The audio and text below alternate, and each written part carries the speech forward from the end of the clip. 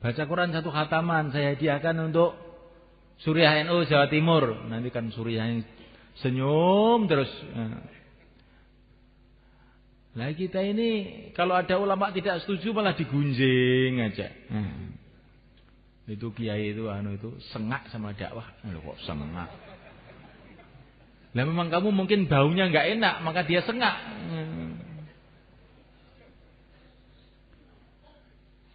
Kasih hadiah Fatihah, bacakan Quran, bacakan surat Ikhlas, kita sedekah dengan niat supaya pahalanya Allah berikan pada para ulama. Nanti kan para ulama itu jadi senyum aja. Orang dakwah itu kok ada nurnya tuh wajahnya itu. Melihat itu senang aja gitu. Jadi kalau orang dakwah itu hatinya sudah ada benih-benih tidak suka sama ulama, itu baru melihat tok itu ulama sudah sumpek. Pakai jubah juga katanya keliru. Pakai baju koko keliru lagi. Pakai kopiah putih katanya tidak patut, tidak pantas. Baru sholat 3 hari kopiahnya kopiah haji katanya. Pokoknya ada aja salahnya itu. Tapi ketika hati kita ini ada kecintaan pada para ulama, yang salah-salah itu loh bener aja semua. Itu ada jamaah tahun 83 namanya Abdul Sobur. Datang ke sini ke ayah saya. Orang Pakistan jalan kaki. Ketemu ayah saya. Ya orang Pakistan itu kan kalau duduk itu saya nanya duduknya begini di kursi itu ini. Ini kan kurang ajar namanya kalau di Jawa itu. Tapi ayah saya itu malah Masya Allah. Orang ini betul-betul orang ikhlas. Dia enggak peduli orang. Ini mesti bangsa wali ini datang ke sini. Loh kan aneh tadi. Nah. Jadi yang tidak pantas pun kalau hati itu ada kecintaan, orang itu makbul di sisi Allah itu memang makbul. Yang tidak pantas pun, loh, bangsa wali ini katanya ayah saya itu. Dikasih makan, ya, oleh ayah saya itu dikasih makan. Itu dia itu tambah-tambah aja. Ini makannya itu banyak sekali. Orang ikhlas ini katanya saya. Enggak sungkan-sungkan katanya. Jadi semulaikan Allah Ta'ala ini perlu kita renungi. Jadi kalau suasana kecintaan itu ada, itu yang salah-salah pun jadi tidak salah. Tapi kalau suasana itu tidak ada, suasana kasih sayang kecintaan itu enggak ada, yang benar pun jadi salah. Pakai sorban yang sunnah Nabi di kitab semua ada juga itu kitabnya para ulama itu. Tapi nggak tahu ini sebabnya apa. Kita datang, sombong anak kemarin sore pakai serban-serban segala. Pakai jubah salah lagi nanti. Kalau kita sholat panjang, pura-pura aja ini. Biasanya nggak sholat kok itu. Pura-pura aja. Pakai jenggot teroris ini. Udah, pokoknya nggak ada yang benar, semua salah semua. Makan di nampan ini orang zaman kuno padahal semua kiai itu makannya di nampan dulunya. Tapi ada orang di nampan kita disalahkan lagi. Apa makan di nampan? Kenapa nggak di piring katanya? Pakai sendok tambah lagi. Nggak pakai sendok kotor katanya. Pokoknya salah kabeh. Tapi kalau sudah ada kasih sayang, nanti ya maklum baru belajar agama ya sudah bagus begitu. Nah begitu. Karena ada kasih sayang, maka buatlah suasana kasih sayang ini. Tapi dari hati, bukan basa-basi. Dari hati memperintah Allah kita untuk mencintai para ulama itu. Begitu mulianya para ulama itu di sisi Rasulullah SAW, sehingga Nabi mengatakan para ulama itu warisnya para nabi. Supaya kita ini tahu harganya mereka, kemuliaan mereka. Sehingga kalau kita ini melihat mereka itu penuh dengan kecintaan, penuh dengan penghormatan. Kalaupun mereka ada salahnya, siapa yang tidak salah? Bukankah kita ini juga banyak salahnya? Jangan kita melihat salahnya, kita lihat baiknya saja. Kalau kita bisa melihat baiknya, kita bisa mencintai, akhirnya kita bisa kerjasama. Nah, disitulah kebangkitan agama. Kalau kita lihat buruknya itu, orang itu banyak sekali buruknya. Kita juga banyak buruknya. Namun Allah SWT, usaha agama ini semulaikan tidak bisa dipisahkan dengan para ulama, nggak bisa.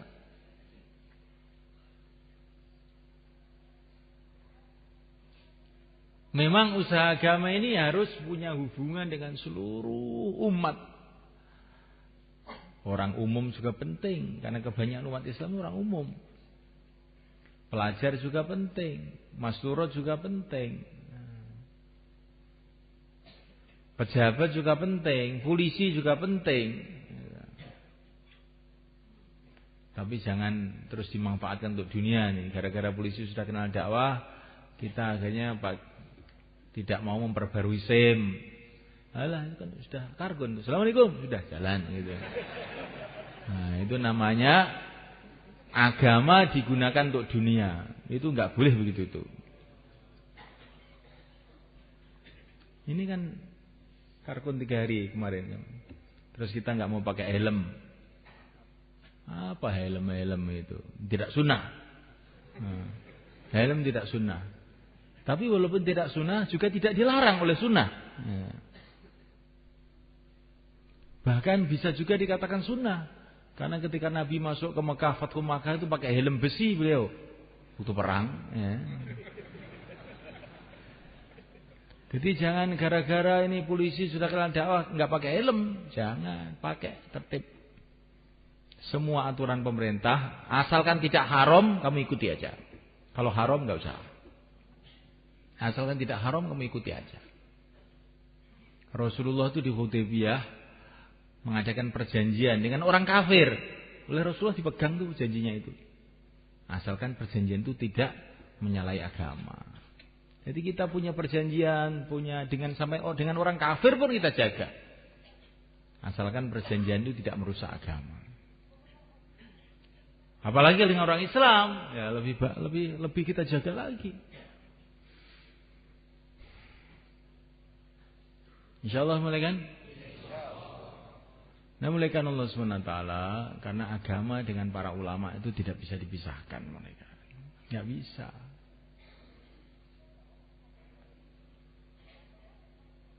Kalau kita ingin usaha agama, kita harus dekat dengan para ulama, tidak bisa tidak.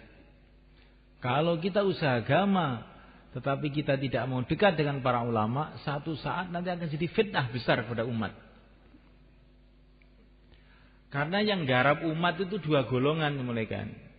Yang pertama para ulama, yang kedua orang tabligh. Yang garap umat itu. Nah, ini kalau orang tabligh tidak menyatu dengan para ulama, nanti lama-lama ada ada umat klub tabligh, ada umat klub ulama. Akhirnya berbenturan. Kamu yang dapat dosanya.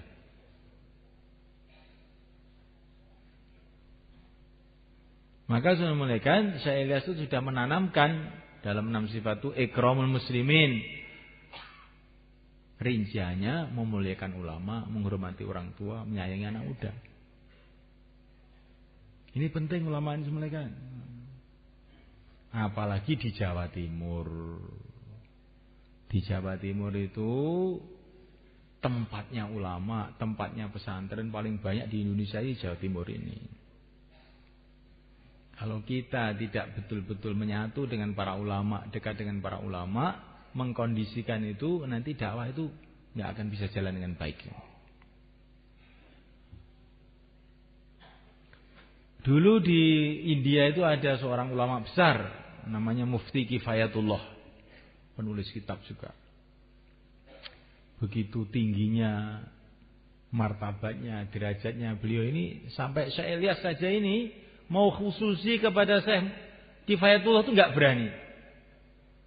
Saya tidak pangkat saya kok sowan sama Mufti Kifayatullah itu enggak berani saya.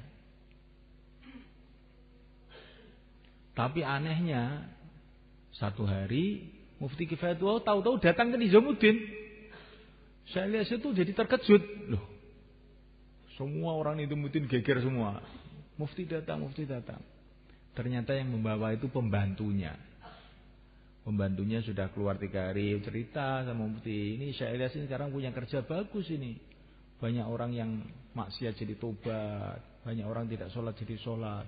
Akhirnya mufti Kifayatullah datang ke Nizamuddin. Begitu datang ke Nizamuddin melihat kerja-kerja di situ, Syekh Ilyas itu datang. Syekh, lihatlah kerja-kerja saya di sini ini Syekh. Mana yang bertentangan dengan agama, yang tidak sesuai dengan syariat, kamu luruskan Syekh. Maka Mufti Kifayatullah itu lihat khalaqah di Nizamuddin, orang taklim, orang dzikir, orang sholat, semua sesuai dengan syariat. Makanya langsung beliau menulis fatwa. Dan fatwanya itu zaman dulu waktu tahun 80-an saya datang ke Nizamuddin itu ditempelkan di masjid-masjid di India, di Pakistan. Fatwa Mufti Kifayatullah bahwa tabligh ini benar. Dan waktu Mufti Kifayatullah itu menulis fatwanya itu, Syekh Ilyas itu bergembiranya luar biasa. Sekarang tabligh baru jalan katanya. Baru mulai jalan sekarang. Kalau Mufti sudah mengizinkan. Kalau ada orang umum, pejabat, katanya Maulana Jamsid, kalau ada pejabat, ada orang umum, ada itu tidak setuju dengan tabligh itu, saya tenang-tenang saja, tidur saya. Tapi kalau ada ulama tidak setuju, langsung nggak bisa tidur saya itu. Ini salah apa saya ini? Katanya. Mesti ada salahnya ini kerja saya ini. Kok sampai ada ulama nggak setuju ini? Jadi Maulana Jamsid itu lu ngajari begitu, kan? Bukan ini mesti ulama ini nggak benar nih. Bukan begitu. Ini ulama nggak setuju itu mesti kerja saya ini ada salahnya ini. Apa ini salahnya? Nah, jadi kalau ada ulama marah, kita ini perbaiki kerja kita ini. Itulah jalan keluarnya. Insyaallah mulai kan?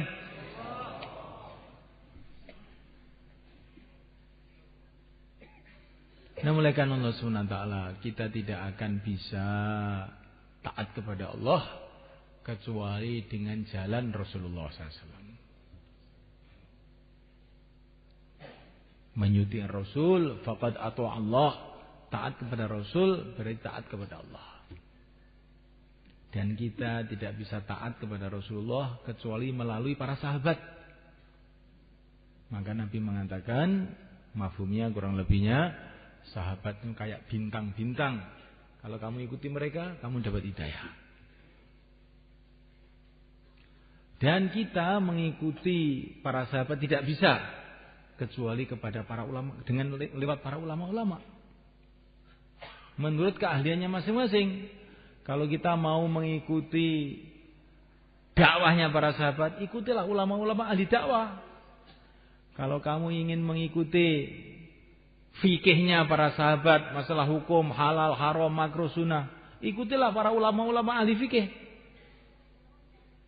Kalau kamu ingin belajar mengenai bagaimana bacaan Qur'annya para sahabat, itulah para ulama-ulama qiraah. Ada qiraah sab'ah, ada qiraah asyarah. Tanpa itu tidak bisa. Karena kita ini hidup itu di akhir semalekan. Kita harus melalui prosedur itu. Dengan mengikuti orang-orang ahlinya itu, akhirnya kita memahami kehidupan sahabat, akhirnya kita bisa ikut Nabi, akhirnya taat sama Allah. Itu harus begitu itu. Yang tidak pakai prosedur begitu itu mesti nanti akhirnya salah. Yang penting saya ini Allah dan Rasulnya. Iya. Tapi bagaimana kamu bisa tahu perintah Allah dan Rasulnya itu? Harus melalui sahabat. Kamu pernah jumpa sahabat? Ya harus melalui para ulama-ulama yang ahlinya. Maka baginda Nabi mengatakan, ulama itu warisnya para nabi. Bahkan ini ada riwayat yang diriwayatkan oleh banyak sekali muhaddis. Dan ini hadis sahih ini. Nabi sudah bercerita mengenai akan lahirnya Al-Imam Asy-Syafi'i. Nabi sudah bercerita itu. Akan lahirnya Al-Imam Malik. Sudah bercerita itu Nabi. Akan lahirnya ulama-ulama dari Persia. Nabi sudah bercerita. Apa maksudnya cerita-cerita ini? agar kita ini ada memuliakan pada para ulama. Orang yang mengatakan sudah tidak ulama-ulamaan, pokoknya nabi sahabat, keliru itu. Itu keliru. Itu sama dengan orang yang penting musyawarah kita sendiri, enggak usah ikut musyawarah Indonesia, Jakarta, Nizamuddin, enggak usah, pokoknya kita jalan sendiri. Semua punya otak masing-masing. Orang Nizamuddin punya otak, saya juga punya otak. Ayo, jalan masing-masing. Iya, boleh. Tapi kalau kamu nanti nabrak kemana-mana, insyaallah. Karena kamu bukan ahlinya. Orang Nizamuddin itu sudah memikirkan umatnya 100 tahun. Dimulai dari nol. Mikir siang dan malam bagaimana mengembangkan usaha agama ini. Lah kamu itu lebih berjudul dari orang awam, gitu. Enggak tahu lor kidul, tahu-tahu enggak mau ikut. Oh, nanti insyaallah itu akan kesesat di jalan. Ini Magetan ke Jakarta sudah ada jalan tol. Oh, sudah bagus. Tapi ini ada orang merasa dirinya kuat. Enggak usah lewat jalan-jalan begini. Saya ini kan Superman. Nah, saya mau lewat hutan. Akhirnya tersesat di hutan, ikut genderuwo. Dimakan sama genderuwo itu enggak bisa pulang. Begitulah kalau orang tidak mau ikut ahlinya. Ini dakwah sudah dibikin mulus, tinggal naik saja. Bukan hanya jalannya saja yang mulus, bisnya pun sudah disiapkan.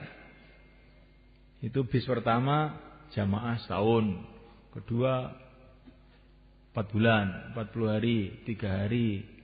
Bis terakhir 5 amal makomi, masturat, pelajar, tinggal numpak sudah sampai ke Jakarta. Duduk tidur sudah sampai ke Jakarta. Tapi nggak mau ini. Saya mau lewat Bengawan Solo saya. Akhirnya dimakan sama buayanya Joko Tingkir. Repot sih malaikat. Ini urusan dakwah, urusan keilmuan juga begitu.